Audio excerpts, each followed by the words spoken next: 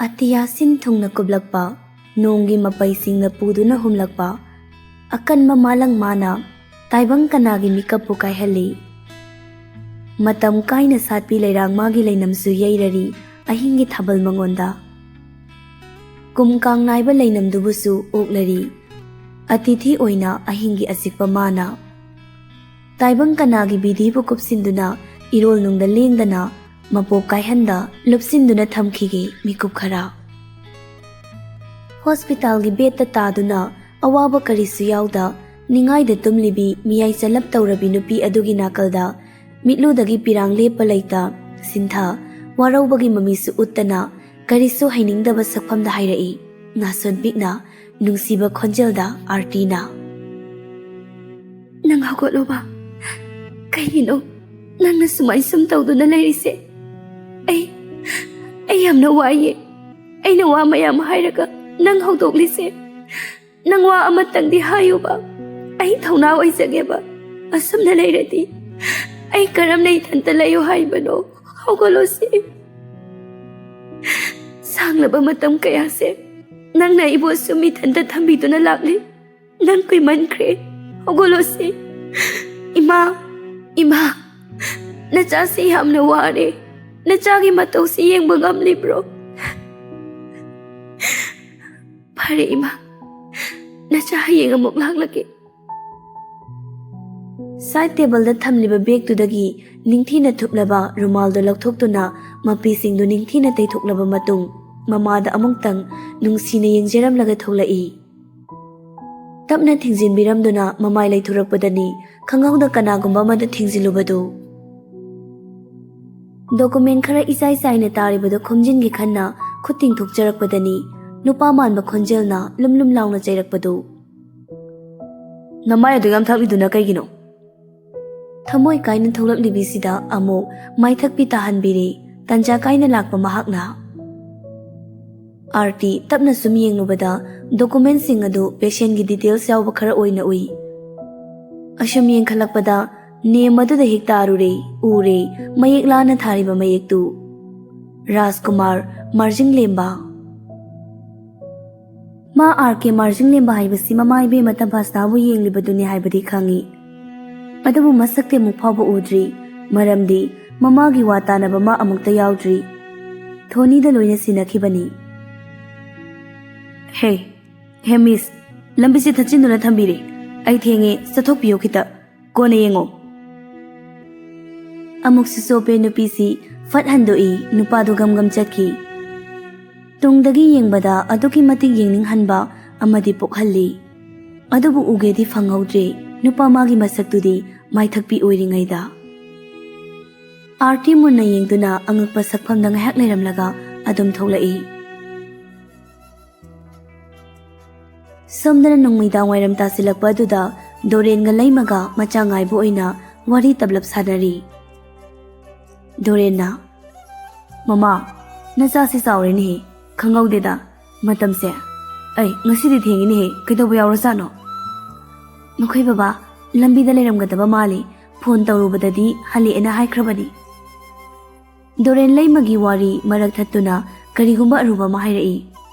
Ngaikho laima. Inaw manina sinaramba isase. Madi aina yoklay. Adubu tamphaga ibe magadi karam tawri haibagene. Hospital da sum lairi haibra. Tamphadi komadagi hojik phawba karimanta phagatpa thoina uti hai.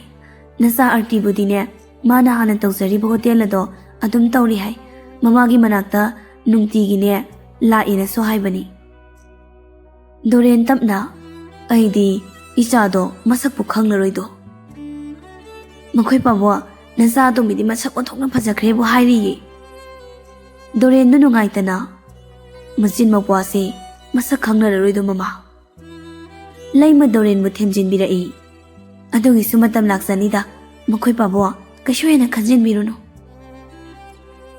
Ngangnari ngai talaktuna machagi gari du sumangna khamlare laima athu athu hawgatchai.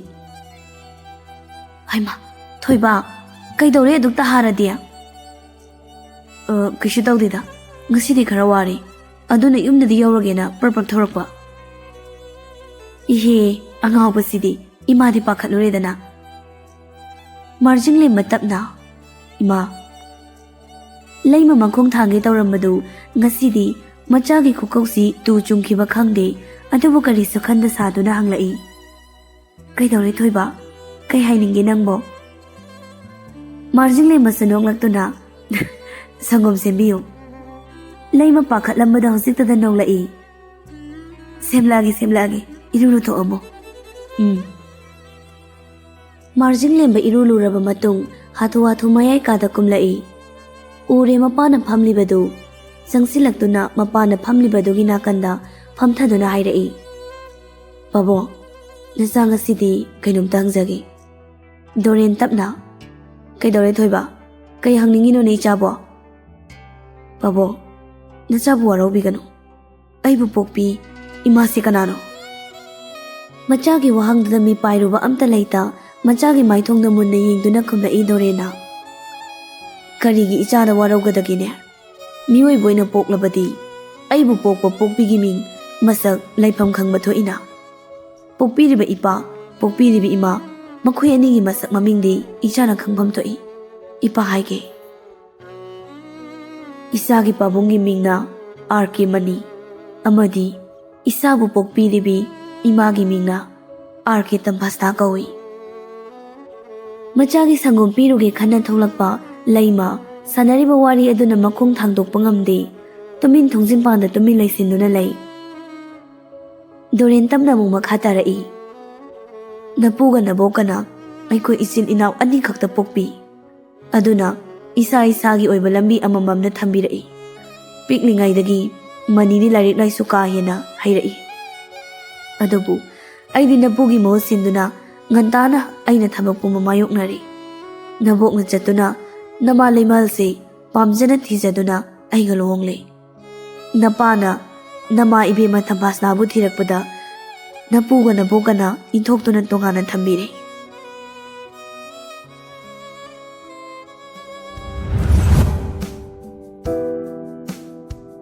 Flashback Manina Ima kaigina imana namok tambas nabu namo oina khanba ngamdribase. Memcha sauna Ngamzade aigi imaudine laimal khaktani atopa mi topu imau oina khanba ngamaroi. Ima RK da pokpani ne nahakse asuk ijata dabagi thabak sibu tawnabro nang nasana sinbani ngasi dagine ima ijagi mali tatnarabani. Manina phare ima nacha ima da amuk ana hairaroi.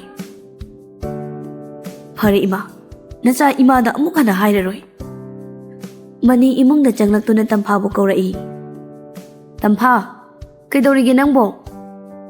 Tare yambo. Karigino imasi ga muk launa biri dubo. Mani pumna maklo sinduna khumlai. Kemta launa dida. Kem lebuwana dida launa banate. Pumna makhangli bani Tampha adubulo sinduna khumlai.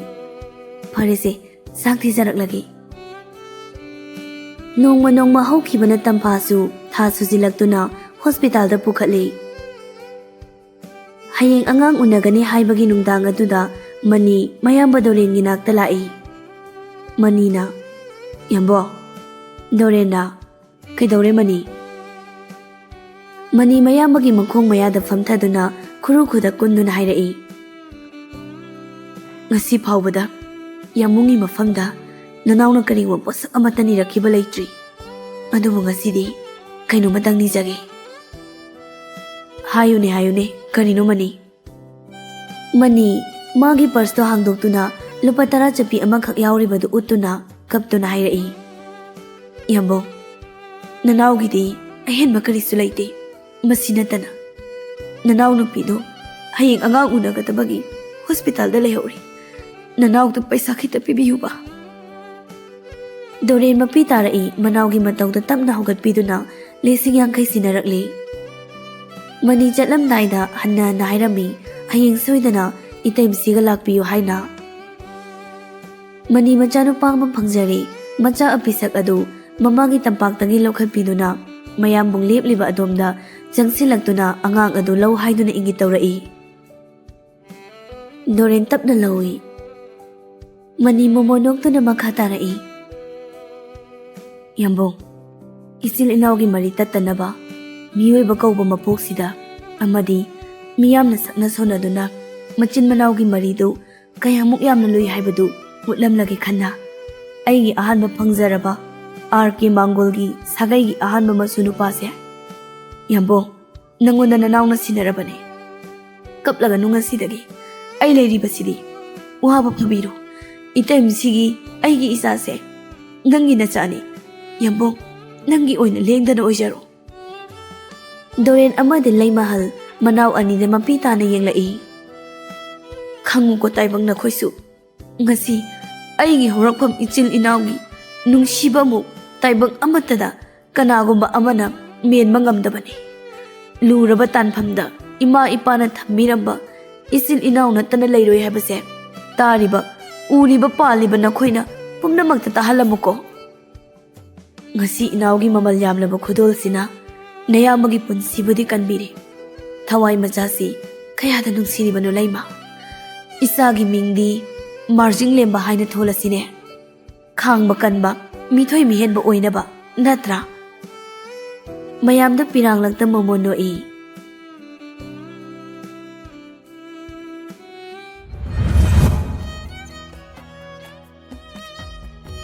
Warido liba loirakpada Doren mapi taythoktuna hairai amo.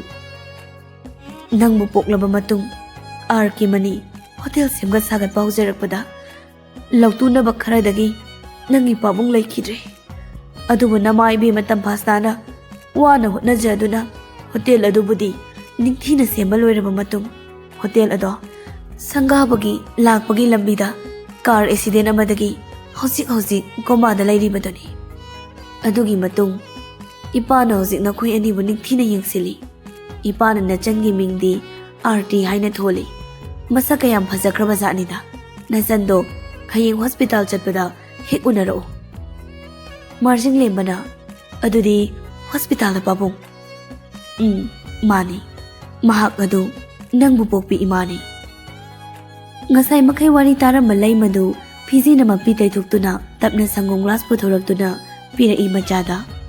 Lay mana haima isa kumlakledana thaksilo. Ayu angan bani marjing le masungai ngamdana laymanan manam nambiduna thorakle. Hospital hek yobaga ward number 2 ta sangsilaktuna room number 3 gi thonga do hangdoi.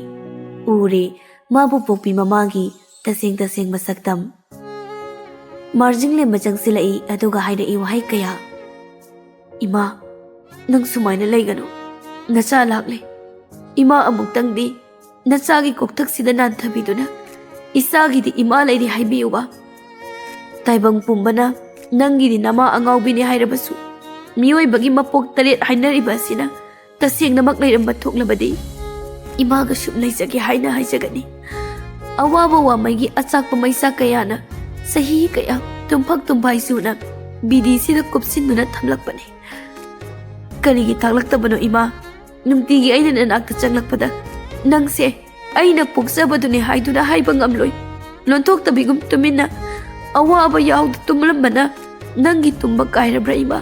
Haugaloi ima. Mama oibidu taaduna leiba ngamdrabara kaurai tapna. Imagi toiba. Marjing le maharauna makutu paisinduna hanjin makutuna nanjay. Mapisu lepa laita sinthai. Tanjaduna khonjel amana thatlare. Artina. Nangkanano? Marjing le makhonjel dugi maikai tamna yenglai. Ure machan gi nungsiba saktam. Marjing na.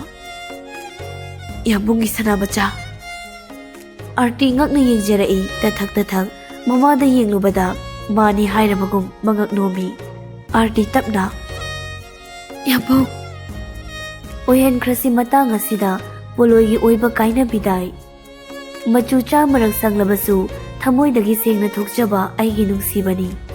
Nungsiba makhal khetnai haiba adu khangluri ngaisu nungsiba singasi urubada.